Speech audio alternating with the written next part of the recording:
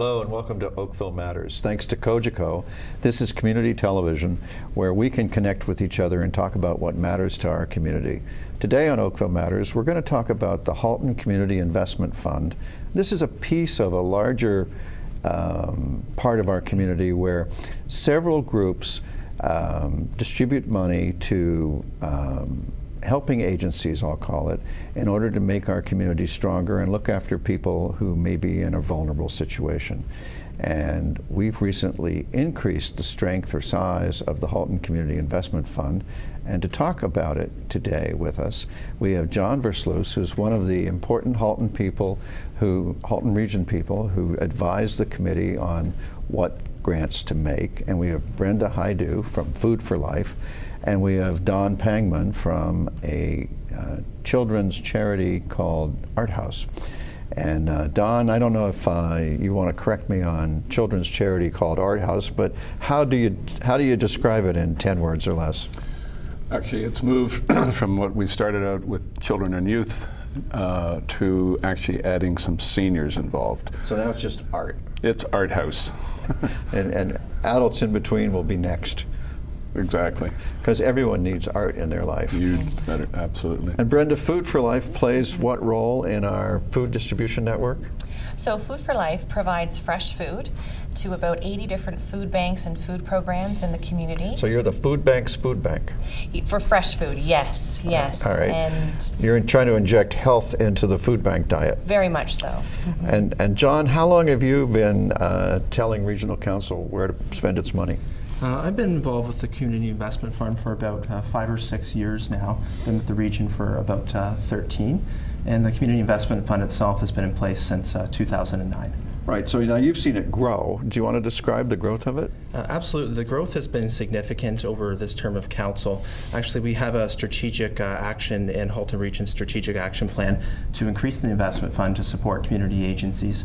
So when the fund in 2012 was a little over $700,000, and it's grown now with a new investment from council in our most recent budget, an increase of $600,000. It's grown to over $2 million since 2012, so nearly a 200% increase. Yeah, so that was stepwise over the years, but at the same time, there's two other major sources of funding in our community.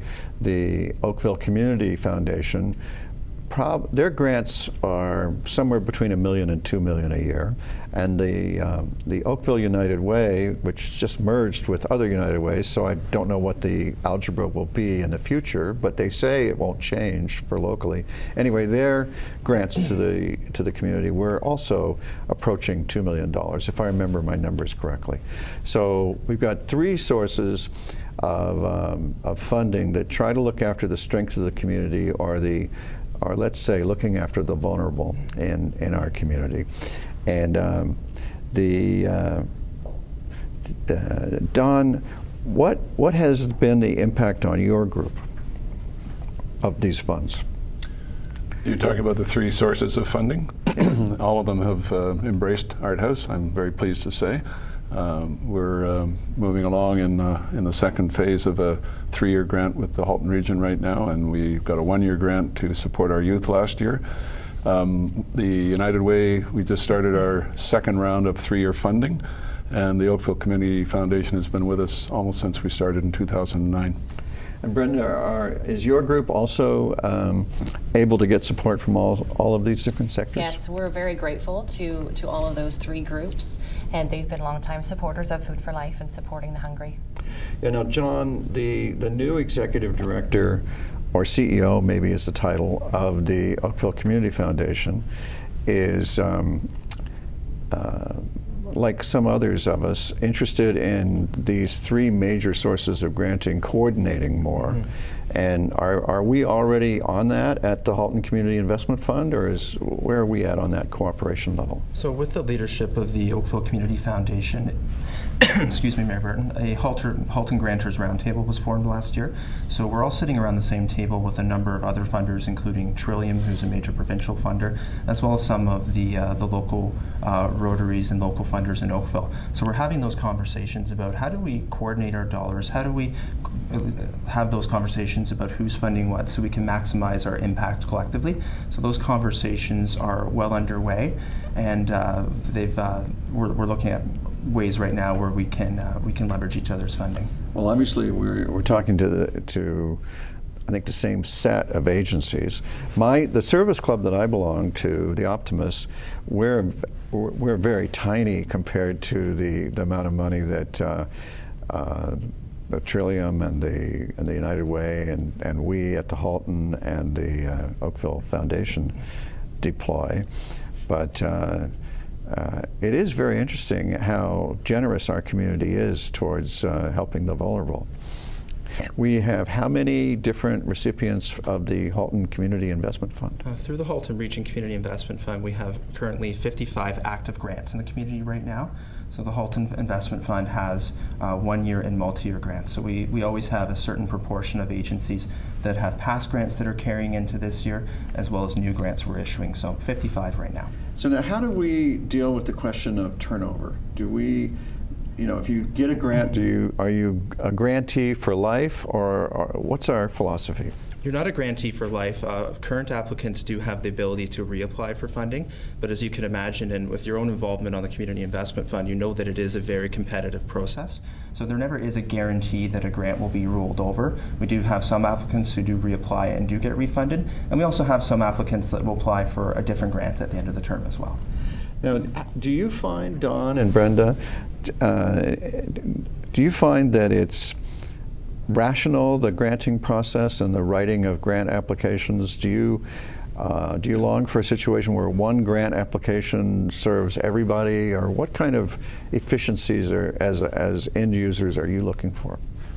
So at Food for Life, we're always looking at efficiencies, and we're looking at better ways of operating. And one of the practices that we're undergoing right now is an assessment of our funding revenue streams. And we're looking at ROI. So how much time and investment does it take to secure a dollar from various sources? And then from the three major funding groups that we are talking about this morning, they all have very strong ROI. So essentially, for an organization like Food for Life, these large funding dollars allow us to focus more on the mission and spend less time on administrative costs like fundraising.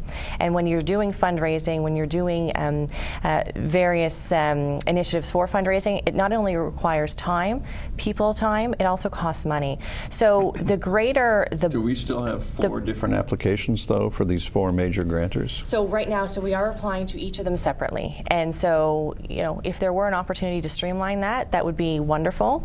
And it all depends on the dollar amount, too, that's being applied for. I think that's a factor to consider. Yeah. Don? There's always an opportunity to cut and paste because we, like Brenda, have a lot of our mission is John and I didn't hear that. No. But I would say, going back to my days on the United Way board when all of these application processes were being looked at, and I would go back and say they were a little bit archaic then. I would say the improvement in all of the applications today is miles ahead of what was going on in the early part of this century. So I think the questions are fair. I think we're all expected to come back with a report, which we have to do, to show that we've actually spent this money and invested it properly. So I think that it looks like the applications are getting closer to looking a lot like each other. Oh, good, because we do feel a great sense of responsibility and duty to report back to the taxpayers that their money did some good, and that's why the necessity, the labor we put you to on the report. But I have a question for you. You're aware of how, when you apply to the Halton Community Investment Fund, are you aware of how you're judged? Like, do we disclose? I haven't been on the committee for several years. I was on it. I forget how many years ago, but 3-4 years ago. And so I'm asking a question a little bit blind because I'm not sure we're still judging them the same way we were then. But all I really want to know is, do you know how you're judged? Like, that's the question I'm chasing here. Probably not. I think I mean, if you do get the phone call and it's a positive phone call, then they'll probably you don't care how you were judged. Well, no, but I think you get told why you are a recipient. Okay. So, but leading up to it, no. And Brenda, is it the same for you? Similar experience as well, yes. So we I don't know if we still do it. I'm going to ask you if we're still doing it that way, but 4 or 5 years ago, we devised this point system, and there were, I forget how many categories, and we scored you from X to Y. I don't even remember what the scale was, but we scored you from X to Y across a bunch of different categories, and I think we even weighted the categories for whether they were important or not, and then we came up with a numerical score. And if I remember correctly, you were the person that had to do the math, and it was so complicated that if we changed anything, you couldn't just make a quick, you had to like kill 30 minutes while the calculations were revised. Are we still doing it that way? So it may have changed slightly since you've been on the committee. And I may have exaggerated it a little bit. Well, it is a very intensive process. The committee does go to great lengths to assess the applications and try to arrive at the projects that we feel will have the greatest impact. So just in terms of the process itself, we do have an initial staff review committee. So this year we have 5 staff that represent different areas of the department, as well as the health department.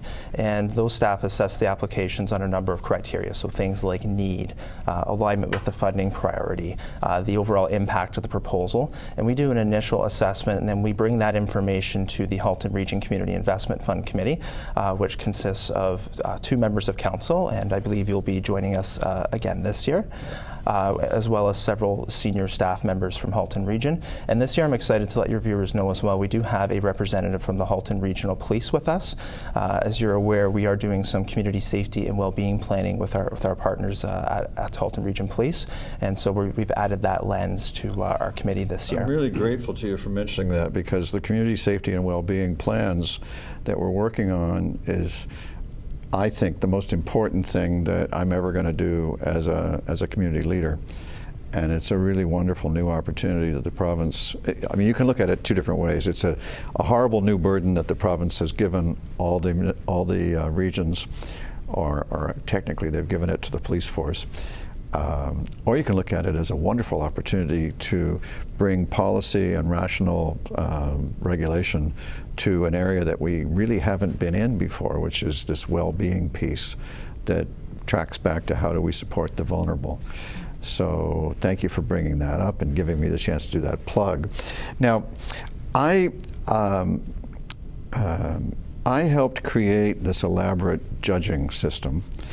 And I did so because I thought that people wanted a rational and defensible point-based system, so that you could prove to council when you put the matter in front of council to give final approval, and you could prove to the public if you were questioned that, well, we considered all these different things and we scored them, and how can you fight a rational judging system like that?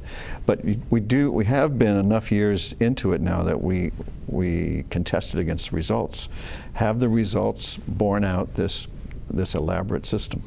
I think when you look at the range of needs that we're funding in the community, the great thing about this system is we are weighing a number of priorities as part of the assessment process as well. So we do have quite a range of organizations in the community having impact, and each organization really has its own unique impact in the community. When an applicant submits to us, they're submitting an application and a proposal that has their own targets and their own objectives. So that's what we're measuring them on after the fact as part of the reporting process. And the vast majority of applicants are achieving a significant impact in our community. And then we have the opportunity, if someone's not performing, we don't have to continue to grant them. That's always part of the contract. So, for example, if you're a multi-year grant recipient, you would need to meet a certain threshold of your accountability requirements in order to continue to receive funding. Our philosophy, though, is always to work with applicants. If there is a challenge or if there is a situation that requires support, we're very supportive of our grant applicants and do our best to work with them. I remember looking at the application, the sea of applications, and thinking they all seem pretty good. You might get the same results with a random toss, you know, where you go to a big staircase, throw them down the staircase, and the top 100 get the money. You might get the same results from a random walk, basically. So I've always been, you know, even though I have the kind of instinct that I described to let's have a rational, numerically scored test, I always worry, is it working? So I'm glad to hear that it may be working. And of course, there is the comfort that if we wind up believing that you're failing us, we'll let you go. But both of your organizations have proven real staying power here in Halton. Food for the soul, is that what arts is? And food for the body, that's what yours is. Are there any indications to you that we have reached the point where we have enough for our community, or are we still falling short of what we need in our community? Don? Financially? Like, you could always use more. I can always use more. You're going to say. That's a bad question. I don't think we're ever going to have enough to fulfill some of the things that we see every day in this community. I go back to my history with the United Way. I learned more about Oakville than I think I ever thought I knew for the 30 years I was commuting into Toronto. And so there's needs everywhere. And we happen to be focusing on people who had no access to the arts. And we've got some great partners that makes it even more exciting than what we're trying to fulfill. But we know there's probably 10 times that number that we need to serve. ArtHouse could bring its benefits anywhere. You could as well do it anywhere in Halton, or for that matter, in the world. Why do you focus yourself only on Oakville? On Oakville. Well, we're not just in Oakville. That's what I was trying to get at. We're equally distributed in Burlington, and we've just made a fairly significant application to the Trillium Foundation to see if we can get a GROW grant to develop our programs in Milton. So we're in Milton. We've had a couple of programs. We've just been testing the waters, but we want to do as much in Milton that lacks a lot of the infrastructure that Oakville doesn't lack, or Burlington doesn't lack.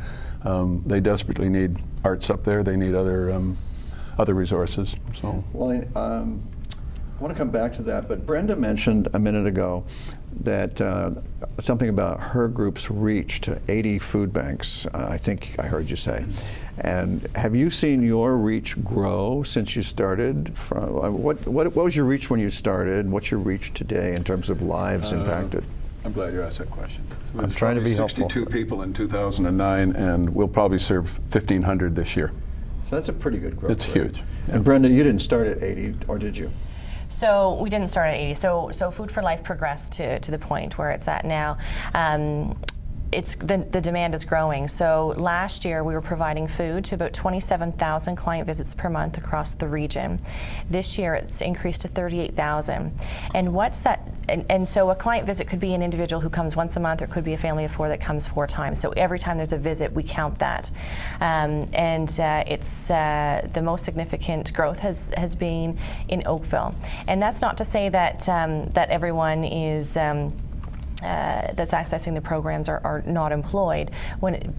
Hunger comes for many different reasons. It could be that someone's fallen ill and they can't work. It could be a senior on a fixed income, and so the need is continuing to grow. And as we look to the future, so we're expecting to see those numbers continue to increase. And then what we want to do is we want to work really hard, and we're going to need future funds to decrease those numbers to see people transition out of hunger. So the Halton Poverty Roundtable has sprung up in the last few years, and its goal is to reverse the trend, if you will. And I think you're a part of it. I am, yes. So maybe a word about that would be useful, because John and I are going to see applications relating to that, I'm sure. So the Halton Poverty Roundtable has a great focus and a great plan moving forward. One element is to really increase the level of income so people don't fall into trouble and into hardship. And so similar to food, people can't afford food. It comes down to money for the most part. And so the Halton Poverty Roundtable is working really hard at helping the community to make sure that they have a good, healthy threshold for income. Well, yeah, the most exciting thing that I've heard from them is this concept of community benefit contracts for infrastructure projects, so that there's actually a job training and job creation element, and because we all know that participating in society, in the community, in the form of work, is I think the best cure for alienation and vulnerability. Yes, it drives in revenue, and it helps to develop training for future opportunities. So it has a long-term effect, definitely. So, John, do we have a sense of how many people we reach through the Halton Community Investment Fund? Every applicant is really different, and you'll find a range of where there might be a program like Home Sweet Hope in Oakville that runs the Homeward Bound program, which is a really intense wraparound supports that includes a college education at Sheridan, as well as a whole range of supports while they're doing that. And that program like that might serve 10 or 15 people in a year and have a really high direct impact. And then you'll have other programs that serve many, many more people, but the impact might not be as deep. So it really depends on the nature of the program and what the program is designed to achieve. Well, I know somebody who runs a community center, a neighborhood community help center, I guess, and they deal with a dozen different forms of problems in society, and in their experience, an intense kind of one-on-one helping people get connected into the community seems to be the secret of success there. And so that says that the Home Sweet Hope model, which also reminds me a bit of the Habitat for Humanity model, in that you're actually trying to, you're using education in both cases to try to change people's lives, which reminds me that my mother, I'm one of 5 kids. We didn't grow up in a particularly we weren't wealthy or anything. My mom studied to be a teacher, and she taught us 5 kids that education was the only way up in life. And it certainly worked for us. And I know that Habitat's had huge success with its approach, and Home Sweet Hope certainly looks like it is too. So maybe we all have to, if we care about poverty, we're going to have to all get out there and buddy up with somebody. Or I guess in the alternative, you could donate to the United Way. There's a plug for the United Way. Or if you're well off, set up a foundation at the Community Foundation of Oakville, because it's a holding foundation for foundations, in addition to it being a foundation in its own right. What I've always wondered about is, where do we go from here?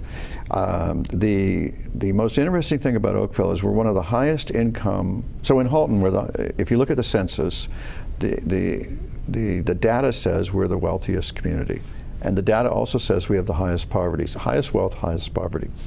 Our poverty level is lower than the provincial level or the national level, and significantly lower, but it's not as low as the rest of Halton. It's almost like wealth attracts poverty, you begin to wonder. Have you Don, you've been in Oakville longer than me. You were involved in the United Way for a long time. Can you account for this peculiar feature that, high wealth, high poverty? I don't look at the high wealth as much, unless, of course, they're donors, as I would at the high level of poverty. I think we, as a GTA, have embraced immigration. We've embraced cultures. We've welcomed a lot of new people to Canada, and this happens to have been the destination for many of them. But poverty has never not been part of our DNA in Oakville, and so we're serving families that have been here for a long time. We're probably serving a lot of new families. I don't think it'll ever go away. I think what we can do as a team of many organizations working together is try to give them all a better lifestyle, and the youth that we're serving today are the ones that we want to see think about their futures academically, and then down the road when they're getting a job, So we're just, our little organization is trying to give them the tools called creativity and self-esteem and confidence and things like that, so that they feel better and maybe they won't be living in a low-income environment when they're in their 20s. Well, I mean, you could look at it as a glass half full or glass half empty. The provincial and national poverty rates are like 14 or 15%. Oakville's 8. The rest of Halton is more like 6. So that gives you a sense of scale. And you could say, well, gee, 8. There's no matter how you slice it or dice it, we're doing better than we're doing well. And I think we provide a certain amount of support that you know, people go where they can get help. And I think what John pointed out was that really it comes down to employment or employment actually, Brenda, you made the point as well. And that's why I think we have so much hope and optimism for the work that the Halton Poverty Roundtable is doing. What's ahead for the Community Investment Fund, John? Are we going to, we've got new money.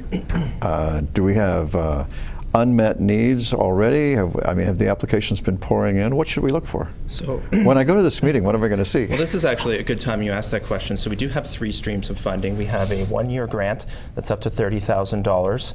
We have a multi-year grant where organizations can apply for up to 3 years of funding. Excuse me. Then we have a Category 3 grant, which is specific to food security, which is a priority in Halton Region Strategic Action Plan. And the food security grant actually closes today. And we've already had approximately, if my memory serves me well, about 70 applications that have come in already. So we should be somewhere in the neighborhood of 90 to 100 applications. Brenda's smiling like she got hers in. No, just like I'm happy with the level of engagement with helping to reduce hunger. Yeah. So I think that's wonderful. And what else, John? And so as far as our staff review process, we talked a little bit about that earlier. That process is happening right now, and then we'll be meeting with our Community Investment Fund Committee, which again is our members of council, police, and some of our senior staff at the region to make funding decisions in early March, and that'll be part of the April Health and Social Services agenda. So you don't have long to wait to find out if you're getting your grant.